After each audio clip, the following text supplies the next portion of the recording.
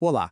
Hoje a gente vai mergulhar fundo nas raízes filosóficas iorubás que estão vivas e florescendo aqui no Brasil até hoje. É uma jornada para a gente entender uma visão de mundo que, nossa, moldou e continua moldando uma parte fundamental da identidade brasileira. E para começar, a gente já se depara com essa pergunta central, né? Qual é a alma africana do Brasil? A resposta, olha, vai muito além da música, da comida ou das cores que a gente vê no dia a dia. Ela está numa filosofia profunda, resiliente, que conseguiu sobreviver a uma das maiores e mais violentas rupturas da história da humanidade. Para responder essa pergunta de verdade, a gente precisa ir além do que está na superfície. Temos que mergulhar na origem de tudo. Vamos juntos desvendar a base filosófica que alimenta essa cultura afro-brasileira tão vibrante, a visão de mundo que sustenta tudo isso. E para isso, a nossa jornada nos leva para bem longe, através do oceano e de volta no tempo, até o berço do povo iorubá, um lugar de mito, de origem, de criação.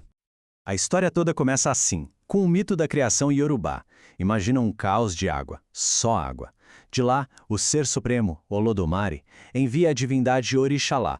Ele vem com uma coisinha na mão, uma concha de caracol cheia de areia e uma galinha de 5 dedos. Orixalá joga essa areia na água e a galinha começa a ciscar, a espalhar, e assim nasce a primeira terra firme.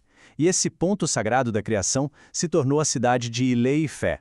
É dali, desse berço, que a visão de mundo iorubá começa a se expandir. Ok, com esse ponto de partida bem estabelecido, agora a gente vai para o coração dessa cosmovisão. Vamos começar com a energia fundamental que conecta absolutamente tudo o que existe. E aqui a gente chega num conceito que é, uau, simplesmente fascinante. A força vital. Pensa nela como o valor supremo, o mais importante de todos. É uma energia, um poder que está em tudo, absolutamente tudo no universo, desde o ser divino maior até um grãozinho de areia. Ter felicidade é ter essa força pulsando. A desgraça, o infortúnio, é justamente a falta dela. Não é só força física, é a força de existir.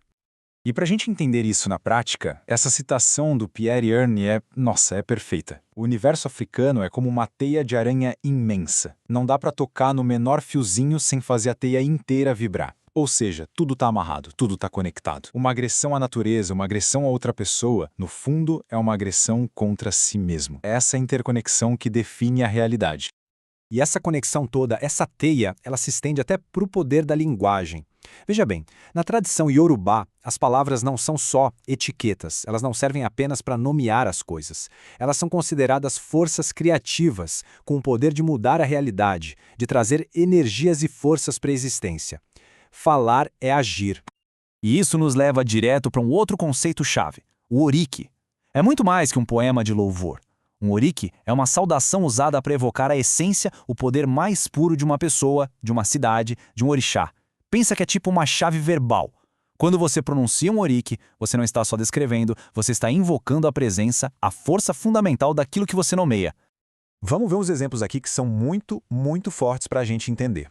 Para Xangô, um orixá da justiça e do trovão, tem o oriki Oba-Kossô, que significa o rei que não se enforcou, e Alaguiri, aquele que abre paredes.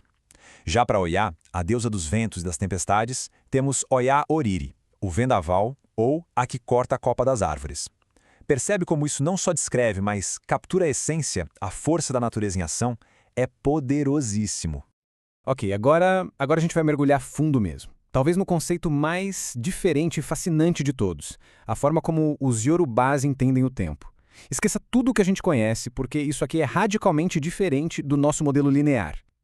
Vamos comparar. De um lado, a gente tem a nossa visão ocidental, né? Aquela linha reta que vai de um passado distante para um futuro infinito. A flecha do tempo sempre para frente.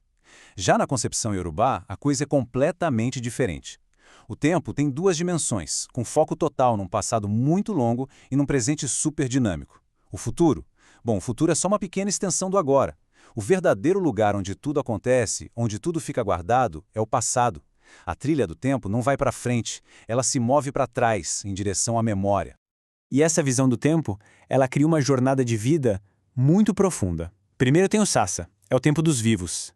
É o nosso presente, o nosso futuro bem pertinho e o nosso passado que a gente viveu. Depois que a pessoa morre fisicamente, ela continua no Sasa, como um morto-vivente. Como? Enquanto ela for lembrada pelo nome por quem a conheceu. É a imortalidade pessoal, garantida pela memória. E, finalmente, quando a última pessoa que a conheceu também se vai, ela finalmente deixa o Sassa e mergulha no Zamani. O Zamani é o grande oceano do tempo coletivo, do mito, da ancestralidade.